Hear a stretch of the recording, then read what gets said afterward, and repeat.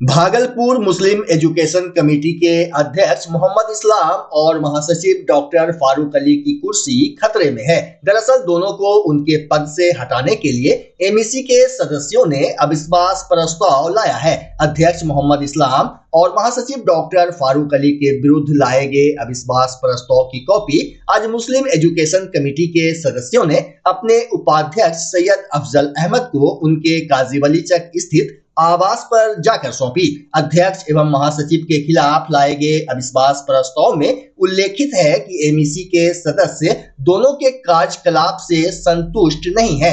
आरोप है कि दोनों की लापरवाही के कारण मुस्लिम एजुकेशन कमेटी के संस्थाओं में कोई निर्माण कार्य नहीं हो सका है, जबकि कुछ संस्था में शिक्षा का स्तर गिरता जा रहा है। साथ ही अध्यक्ष और महासचिव शासी निकाय के पदाधिकारियों के साथ अभद्र व्यवहार करते हैं एवं अपने पद का गलत प्रयोग करते हुए असंवैधानिक काम करते हैं। इसलिए दोनों के विरुद्ध हम सदस्य अविश्वास प्रस्ताव ला रहे हैं। वहीं उपाध्यक्ष सैयद अफजल अहमद को अविश्वास प्रस्ताव सौंपते हुए सदस्यों ने मुस्लिम एजुकेशन कमेटी के अध्यक्ष मोहम्मद इस्लाम और महासचिव डॉक्टर फारूक अली पर कई गंभीर आरोप लगाए। गौरतलब हो कि 1980 में बने एमईसी में कुल 65 सदस्य थे, जिसमें 10 की मृत्यु हो चुकी है और वर्तमान में 55 सदस्य हैं, जिनमें से आज के अविश्वास प्रस्ताव पर कुल 33 सदस्य का हस्ताक्षर अंकित है। जबकि अविश्वास प्रस्ताव लाने वाले सदस्यों का दावा है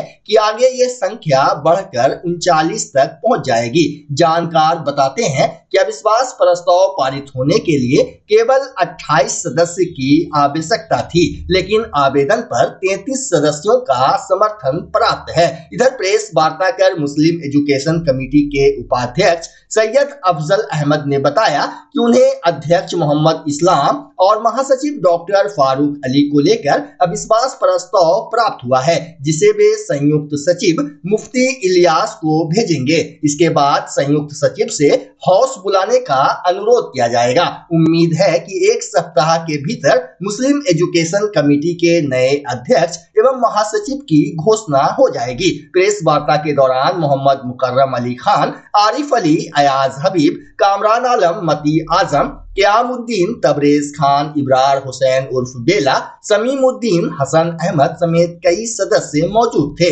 सुनिए पूरे प्रकरण पर क्या कुछ कह रहे हैं वाइस प्रेसिडेंट सैयद अफजल और संयुक्त सचिव आरिफ अली। ये वोट ऑफ नो कॉन्फिडेंस का लेकर के आए हैं हमारे जनरल सेक्रेटरी और प्रेसिडेंट के खिलाफ। उन्होंने गैर आईनी काम बहुत करना शुरू कर दिया था, इसलिए हमारे जितने भी मेंबर हैं हाउस के, उन लोगों ने हमारे पास ये एप्लीकेशन ला के दिया है कि उनके खिलाफ नो कॉन्फिडेंस लाया जाए। इसमें 33 आदमी ने हस्ताक्षर कर दिए हैं और भी 6 लोग हैं जो आउट ऑफ स्टेशन है। बोले हम आएंगे तो हम भी इस पर कर देंगे। आप इसके लिए जल्द से अपने जॉइंट सेक्रेटरी 1 को आप इसको भेज दीजिए और जल्द से जल्द बैठक बुलाइए। क्या सर, कब तक उम्मीद लगा जाए कि कब तक बैठक होगी इसको लेकर? अभी यहाँ पर हम करने के बाद, फॉरवर्ड करने के बाद उनके पास भेज देंगे और उनसे बोलेंगे जल्द से जल्द वो बैठक बुलाएं। क्या कारण रहा जो इस तरह का माहौल बन गया सर एमईसी में? बहुत गैर आईनी काम होना शुरू हो गया था, जिस वजह से ये लाना पड़ा, मजबूरी। हसनपुर उर्दू स्कूल का ये मामला बीच में बहुत धूम पकड़ता रहा। जी, उनके वो भी एक वजह है जिस वजह से यहाँ तक नौबत आई। 1980 से और अभी 2024 है, इसके इतिहास में कितनी बार सर लाया गया है जानकारी? कई बार आए हैं। 1980 में भी आए हैं, 98 में भी आए हैं, बहुत बार आए हैं। इसलिए ये प्रयास हो है कि अच्छे लोग को लाया जाए, अच्छे लोग को बनाया जाए और जो अच्छे से चलाएं। राजनीति की बात हो रही है, नहीं, यहाँ पॉलिटिक्स की कोई बात नहीं। एजुकेशन का चीज़ है, एजुकेशन में पढ़े लिखे लोग रहेंगे। क्या नाम है सर? मेरा नाम सैयद अफजल अहमद, वाइस प्रेसिडेंट मुस्लिम एजुकेशन कमेटी। महासचिव और अध्यक्ष का जाना तय है, क्योंकि हम लोगों को 39 सदस्यों का समर्थन प्राप्त है। फिलहाल आज जो मैं उपाध्यक्ष महोदय के पास जो आवेदन दिए हैं उसमें 33 लोगों का हस्ताक्षर है। 5 से 6 लोग जो भागलपुर शहर से बाहर हैं। जिस दिन बैठक बुलाई जाएगी उससे पूर्व वो लोग यहाँ उपस्थित रहेंगे, बैठक में भी उपस्थित रहेंगे। कितने सदस्य हैं और कितने लोगों का समर्थन है? हौस 65 का है, लेकिन अभी हयात में हम लोग 55 मेंबर हैं। 55 में हम लोगों को 39 का समर्थन प्राप्त है। कई दिनों से घमासान चल रहा था एमएससी में, जिसके बाद ये नौबत आई है। लगातार इस हर मामले को लेकर हम लोग जो है जनरल सेक्रेटरी और प्रेसिडेंट को आगाह करते चले जा रहे हैं, उनसे रिक्वेस्ट करते चले जा रहे हैं कि असंवैधानिक तरीके से कोई भी काम नहीं करे। ये शिक्षा का क्षेत्र है, संस्था है, और गैर आइनी तरीके से आप कोई भी कदम उठाइएगा तो स्वाभाविक है कि आपके खिलाफ अविश्वास प्रस्ताव लाया ही जाएगा। 33 लोगों का हम लोग जो है हस्ताक्षर किए हुए आवेदन को सौंपा है। इसमें और भी 6 लोग हमारे साथ हैं जो भागलपुर शहर के बाहर हैं, और हम लोग आज सौंपने के साथ ही वाइस प्रेसिडेंट से ये रिक्वेस्ट कर रहे हैं कि वो इस पर जल्द से जल्द बैठक करें। इन्होंने आश्वस्त किया है कि मैं ज्वाइंट सेक्रेटरी फर्स्ट को इसके लिए अधिकृत कर देता हूँ, क्योंकि नियमानुसार जब महासचिव के खिलाफ अविश्वास प्रस्ताव लाया जाता है तो जनरल ज्वाइंट सेक्रेटरी फर्स्ट इसके लिए बैठक बुलाएंगे। तो मैं इनसे निवेदन किया हूँ कि जल्द से जल्द इस पर बैठक बुलाया जाए और हम लोगों को इसकी सूचना समय रहते हुए दे दी जाए। सर, आपके चेहरे पर तनाव है, मतलब बहुत टेंशनाइज लग रहे हैं, तो क्या उसको जीएस को और प्रेसिडेंट को हटाने के बाद ये तनाव दूर होगा?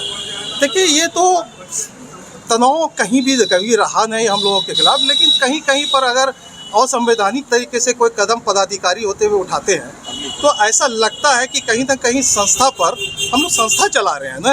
वहाँ तो कोई राजनीति नहीं होनी चाहिए। वो राजनीति करते हैं, संस्था पर कम ध्यान देते हैं। उनके रीजन में एक भी विकास का काम नहीं हुआ है, और किसी भी मसले पर वो किसी भी मेंबर से या अपने ओहदेदारान से सलाह मशवरा नहीं करते। मैं ज्वाइंट सेक्रेटरी होने के बावजूद, हम लोग 3 ज्वाइंट सेक्रेटरी हैं, कभी वो सलाह मशवरा नहीं करते। कभी हौस किसी भी मसले पर हौस बुलाने से वो भागते हैं। मैं मोहम्मद आरिफ अली, संयुक्त सचिव मुस्लिम एजुकेशन कमेटी। सर, ये कितने दिनों के बाद ये अमल में आ जाएगा कि कार्रवाई हो जाएगी? कब तक कुछ डेडलाइन है? मैं तो यहाँ इनसे रिक्वेस्ट कर रहा हूँ कि जल्द से जल्द बुलाया जाए, क्योंकि हंगामी बैठक बुलाने में इसमें कोई समय ज़्यादा लिया नहीं जाता है। 3 से 4 दिन के अंदर बुलाने का ये इनसे रिक्वेस्ट कर रहा हूँ। सर, एक अंतिम सवाल ये कि मामला कहाँ से गहराया, कहाँ से तूल पकड़ा? ये कई सालों से मामला है, ये 2-3 सालों से मामला है, लेकिन फिर भी हम लोग जो है सारे संस्था को चलाने के लिए बहुत सारी बातों को नज़रअंदाज करते चले आ रहे थे, लेकिन उन्होंने किसी का परवाह किए बिना हमेशा वन मैन आर्मी रूल का अपनाया। पहली बार है जो जीएस के खिलाफ vote of no confidence motion लाया गया। जी हाँ, पहली बार दोनों के खिलाफ लाया जा रहा है। ये सर क्या कह रहे थे? और कहना यह है कि महासचिव और प्रेसिडेंट के खिलाफ जो अविश्वास प्रस्ताव 33 मेंबरों का हस्ताक्षर के बाद दिए हम लोगों ने, 39 का समर्थन प्राप्त है, वो अलमत में आ गए हैं। नैतिकता के आधार पर उन दोनों को इस्तीफा दे देना चाहिए, और जब तक कि हमारे ज्वाइंट सेक्रेटरी फर्स्ट इस पर बैठक नहीं बुला लें तब तक वो दोनों कोई बड़ा फैसला नहीं लें। देखिए, नज़रिया क्या है, 44 साल में ये कई बार आया है, पहले भी प्रेसिडेंट के खिलाफ, जनरल सेक्रेटरी के खिलाफ। हमेशा ये जब भी कुछ गलत होता है तो जो मेम्बरान रहते हैं उनको हक है, उनका आइन में अधिकार है, वो हमेशा लाते हैं नो कॉन्फिडेंस। लेकिन फारूक अली साहब जब से बैठे हैं और इस्लाम साहब, ये 10 साल में हम लोगों ने बहुत बर्दाश्त किया कि इनके खिलाफ नो कॉन्फिडेंस नहीं लाया जाए, बहुत समझाया, लेकिन ये लोग 2 आदमी मनमानी कर रहे हैं अपनी तरफ से, जो चाहते हैं वो करते हैं। अभी मुस्लिम एजुकेशन कमेटी पर कई लोगों ने केस किया है। किसी भी केस को ना तो वो केस में कोई पेपर देते हैं, जब जज वहाँ से मांगता है, वकील मांगते हैं वहाँ से पेपर कि भाई ये आइन दीजिए, वो कागज़ दीजिए। ये लोग सारे कागज़ में से एक भी कागज़ हम लोगों को मुहैया नहीं कराते हैं। केस में वकील से लेके किसी चीज़ का 1 रुपया फीस नहीं देते हैं। हमने उनसे बात किया तो बोले छोड़ दो केस, हार जाएंगे, 10 साल इलेक्शन नहीं होगा, क्या फ़र्क पड़ता, हम तो बैठे हैं। तो इस तरह से समाज के चीज़ को ये लोग अपना मान करके मनमानी कर रहे हैं। एमएससी में इस तरह का विवाद क्यों हो रहा है? विवाद होने का कारण है कि हमारे जो जनरल सेक्रेटरी फारूक साहब हैं और हमारे जो प्रेसिडेंट इस्लाम साहब हैं, इन लोगों ने अपना एक मन मोटिव बना लिया है कि सारे आइन को ताक पर रखते हुए मैं अपनी ही बातों को लेकर चलूँगा और मैं अपनी ही बातों को नियम और कानून बनाकर जो है थोपूँगा, जिसकी वजह से सारे मेंबरान जो हैं उनसे बहुत परेशान रहे। मीटिंग पर मीटिंग होती रही, प्लस वो कभी भी अपनी जीवी मुस्लिम एजुकेशन कमेटी के हम जॉइंट सेक्रेटरी हैं आज़मीर साहब, अपनी कमेटी के सदस्य को कभी भी वो जो है नहीं लेकर के आए, मीटिंग में नहीं बुलाना चाहा और आपने टू मैन डिक्टेटरशिप वाली बात रखी। वो दोनों मिल के हर हमेशा हर चीज़ पे अपने जो है फैसला लेते रहे।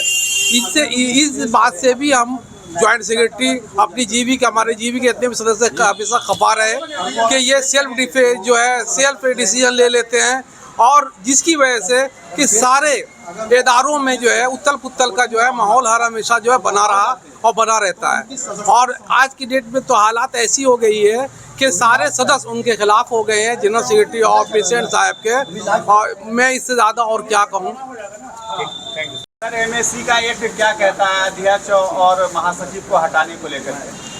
देखिए, एमएससी के आइन की जहाँ तक बात है, आज जो अभी मोशन ऑफ नो कॉन्फिडेंस दिया गया है जनरल सेक्रेटरी और प्रेसिडेंट मौजूदा के खिलाफ, आइन के मुताबिक अगर मोशन ऑफ नो कॉन्फिडेंस में सारे मेंबर कामयाब हो जाते हैं तो उनका ओहदे के साथ साथ मुस्लिम एजुकेशन कमेटी के आइन के मुताबिक उनकी मेंबरशिप जो शुरुआती सदस्यता कहते हैं वो भी चली जाएगी।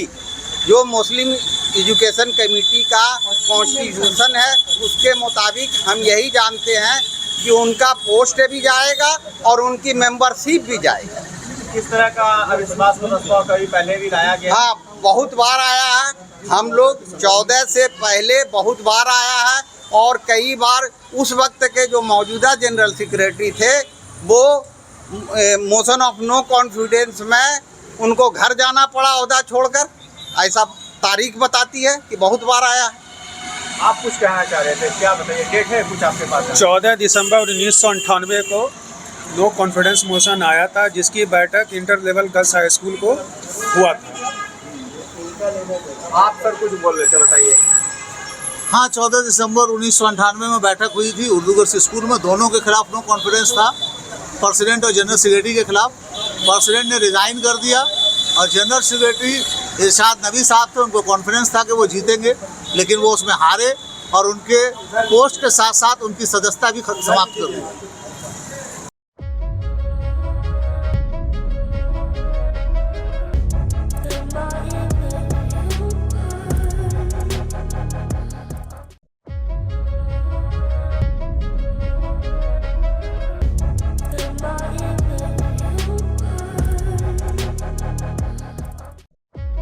परमंडलीय आयुक्त के आदेश पर आयुक्त के सचिव के द्वारा आज भागलपुर मायागंज अस्पताल का निरीक्षण किया गया। इस दौरान टीम ने OPD, blood sample centre, medicine विभाग सहित कई अन्य विभागों का जायजा लिया। निरीक्षण के दौरान टीम ने मरीजों से फीडबैक भी लिया, जिससे अस्पताल की सुविधाओं और सेवाओं की वास्तविक स्थिति का आकलन किया जा सके। मरीजों से उनके अनुभव, इलाज की प्रक्रिया और सेवाओं की गुणवत्ता के बारे में जानकारी ली गई। निरीक्षण का मुख्य उद्देश्य अस्पताल में उपलब्ध सुविधाओं को और बेहतर बनाना और मरीजों को उच्च गुणवत्ता की चिकित्सा सेवाएं प्रदान करना है।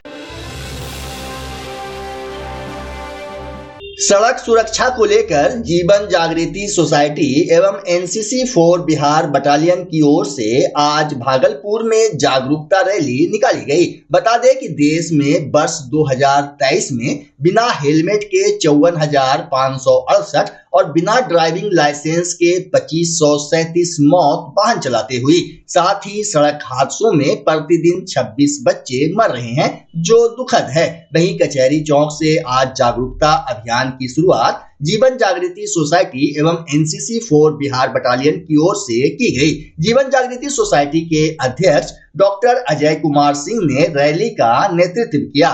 जबकि कार्यक्रम का विधिवत उद्घाटन ट्रैफिक डीएसपी आशीष कुमार सिंह ने हरी झंडी दिखाकर किया। इस दौरान लोगों को सड़क सुरक्षा के नियम कानून बताए गए। साथ ही बताया गया कि अगर नाबालिग वाहन चलाते पकड़े जाते हैं तो वाहन स्वामी को 25,000 का जुर्माना एवं 3 वर्ष तक की जेल होगी। मौके पर सोसाइटी के अध्यक्ष डॉक्टर अजय कुमार सिंह ने नाबालिग बच्चों के माता पिता एवं वाहन स्वामी से अपील किया कि आप अपने 18 वर्ष से कम आयु के बच्चों को वाहन न दें। आज जीवन जागृति सोसाइटी के द्वारा नाबालिग बच्चों को गाड़ी नहीं चलाने दें। अभिभावकों से अपील है, क्योंकि ऐसे बच्चे दुर्घटना के ज्यादा शिकार होते हैं और हर साल भारत में 10,000 बच्चे मौत के शिकार होते हैं जो नाबालिग हैं।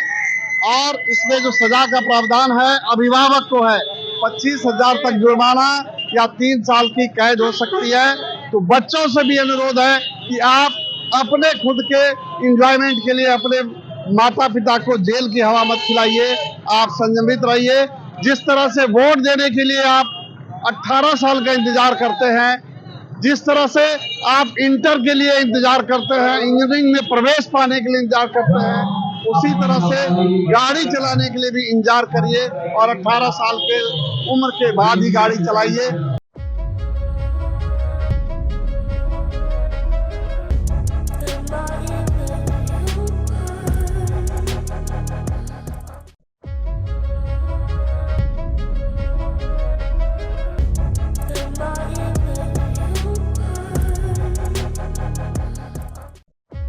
वैशाली जिला के बलिगांव थाना क्षेत्र के ख्वाजपुर गांव में चौक के समीप बाइक सवार बदमाशों ने सीएसपी संचालक से हथियार का भय दिखाकर 4 लाख रुपए लूटकर फरार हो गए। घटना को लेकर बताया जा रहा है कि सीएसपी संचालक मुकेश एसबीआई शाखा से पैसे की निकासी कर गनौर चौक स्थित अपने ग्राहक सेवा केंद्र लौट रहा था। इसी दौरान घटना घटी। पुलिस मामले की छानबीन कर रही है। हुआ आपके साथ मालपुर स्टेट बैंक से 4,14,000 रुपया 15-20 मिनट पहले वहाँ से हम निकाले। ठीक। अब 5:01 में बहुहारा रोड फतेहपुर रोड में बस्ती। हाँ, क्या करते हैं आप? सीएसपी चलाते हैं। कहाँ पर सीएसपी आपका? असलपुर किस जगह? गनौर चौक पे। तो कहाँ से आ रहे थे आप? मालपुर स्टेट बैंक से। क्या करके आ रहे थे वहाँ से? कैश लेके। कैश लेके आ रहे थे। तो कहाँ पर ऐसी घटना घट गई आपके साथ? बस्ती चौक और चकमाकी के बीच में। बस्ती में बलिगांव थाना के क्षेत्र में है। अच्छा, कितने रुपए की लूट हुई है आपके साथ? 4,14,000 था मेरा बैग में था। और किधर से आ रहा था वो अपराधी? वहाँ हमको एक बगल में वो गाड़ी भिड़ा दिया। अच्छा, बंदूक निकाली। कितने की संख्या में थी? 3 की संख्या। कौन सी बाइक से थी? लगभग स्प्लेंडर था।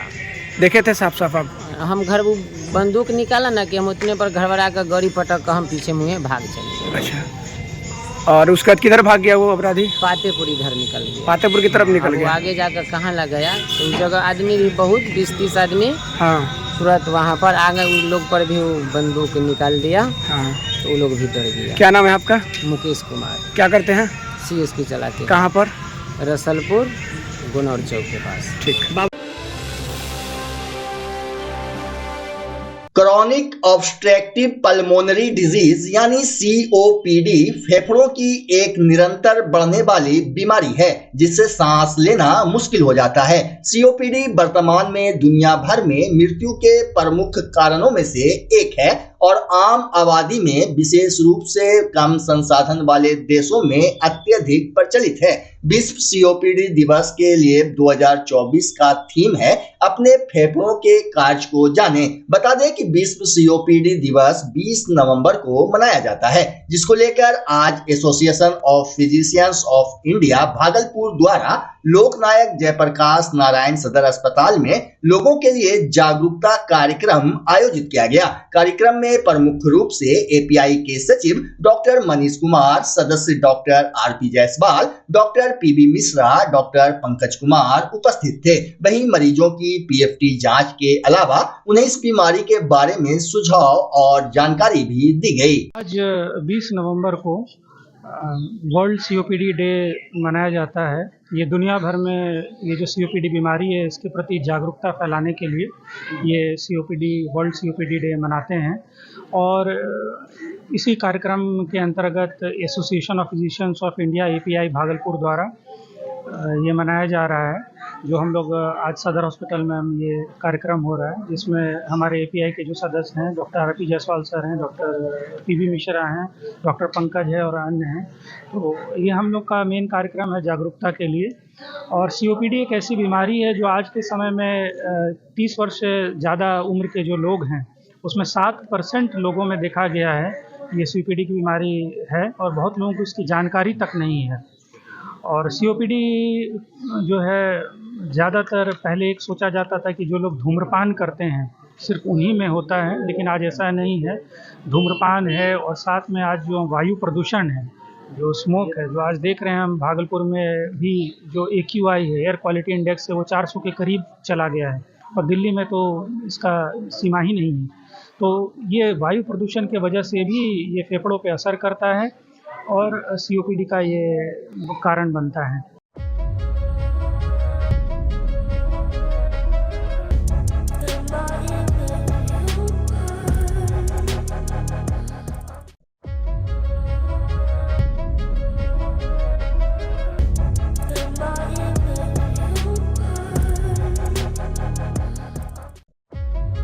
बच्चा जब जन्म लेता है तो कई बार बच्चा तुरंत नहीं रोता है, रोने में देर हो जाता है।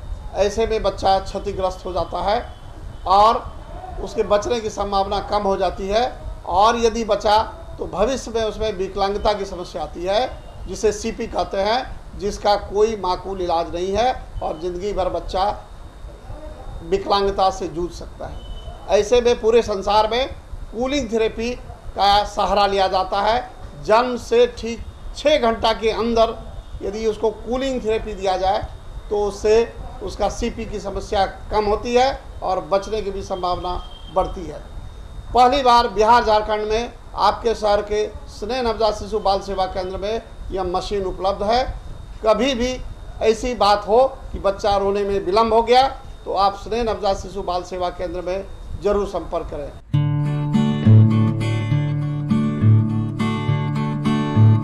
घर शिफ्ट करना हो या ऑफिस रीलोकेट करना हो, मेक माई शिफ्ट के साथ अपने सामान को सुरक्षित पहुंचाइए कहीं भी कभी भी। मेक माई शिफ्ट देते हैं residential and office relocation, long distance relocation, heavy machine shifting, packing and moving, international and intercity moving, car transportation जैसी ढेरों best services. Make my shift packers and movers. For bookings call 8298-181-018 या log on करें www.makemyshift.in।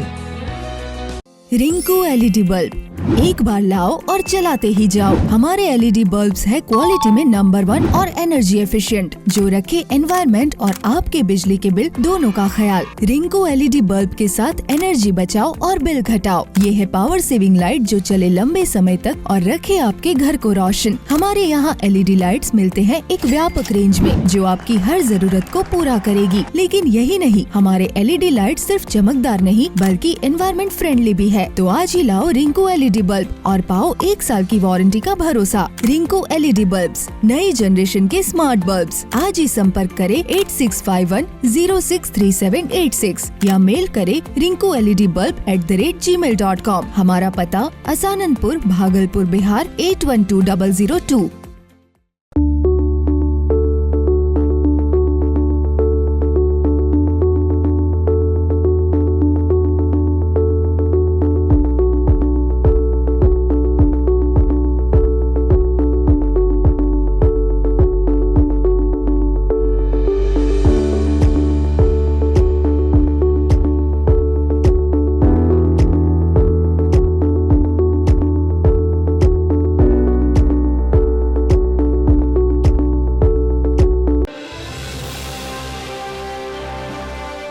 बकाया वेतन की मांग को लेकर अराजपत्रित कर्मचारी संघ ने अनिश्चितकालीन धरना प्रदर्शन आज से शुरू कर दिया है। वहीं संघ ने पहले ही लोक स्वास्थ्य अभियंत्रण विभाग भागलपुर प्रक्षेत्र के मुख्य अभियंता को लिखित रूप से इस आंदोलन की सूचना दी थी। वहीं संघ के नेताओं ने कहा कि जब तक कर्मचारियों को बकाया वेतन का भुगतान नहीं किया जाएगा तब तक यह धरना प्रदर्शन जारी रहेगा। न्यायालय से हुआ है डिसीजन, यह क्या बोलते हैं, विभाग इनको कही है जिसकी चिट्ठी है आपको देंगे। श्रम संसाधन और यह न्यायालय क्या बोला है, क्या आदेश? इनका वेतन भुगतान करने के लिए आदेश हुआ कि इनका वेतन भुगतान कीजिए, उनके आदेश का अनुपालन नहीं हुआ। और कौन कौन विभाग के किए हैं आदेश? और देखिए क्या बोलते हैं, सेवा शिकायत निवारण पदाधिकारी किए हुए हैं, विभाग आदेश दिए हुए हैं। क्या रणनीति रहेगी? इन लोग आदेश नहीं मान रहे तो आप लोगों की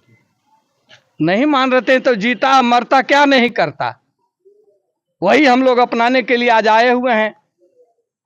क्या भाई बोलेंगे ना, मरता क्या नहीं करता। इनकलाब जिंदाबाद। निश्चितकालीन हड़ताल रहेगा क्या? बिल्कुल, अब हम लोग अचल हैं, तब तक अचल हैं जब तक हम लोग अपनी मांग ले नहीं लेते। इसमें दो तरह के कर्मचारी हैं, एक पीएचडी के तहत कार्यरत हैं और एक नल जल योजना के तहत कर्मचारी कार्यरत हैं, जिनको लगभग 3 या 4 साल से वेतन भुगतान नहीं हुआ है।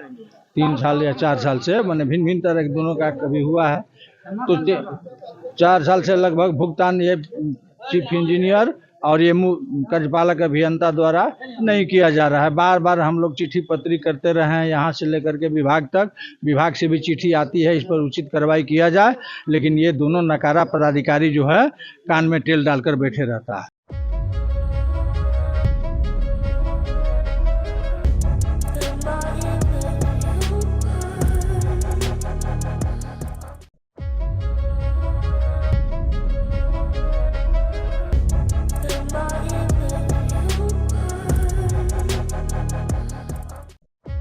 नाथनगर प्रखंड क्षेत्र अंतर्गत नूरपुर पंचायत स्थित प्रखंड संसाधन केंद्र कार्यालय परिसर में आज करीब 12 बजे प्रथम फेज में सक्षमता परीक्षा उत्तीर्ण शिक्षकों का औपबंधिक नियुक्ति पत्र वितरण कार्यक्रम का आयोजन किया गया। कार्यक्रम का विधिवत उद्घाटन वरीय प्रभारी नाथनगर प्रखंड विकास पदाधिकारी प्रखंड शिक्षा पदाधिकारी के द्वारा फीता काटकर किया गया। सक्षमता परीक्षा जिन्होंने पास किया है और विशिष्ट शिक्षक के रूप में जो चयनित हुए हैं, उन्हीं की नियुक्ति पत्र वितरण करना है। कितने शिक्षकों को नियुक्ति पत्र? संख्या लगभग 50 से ज्यादा लोग, 60 लोग।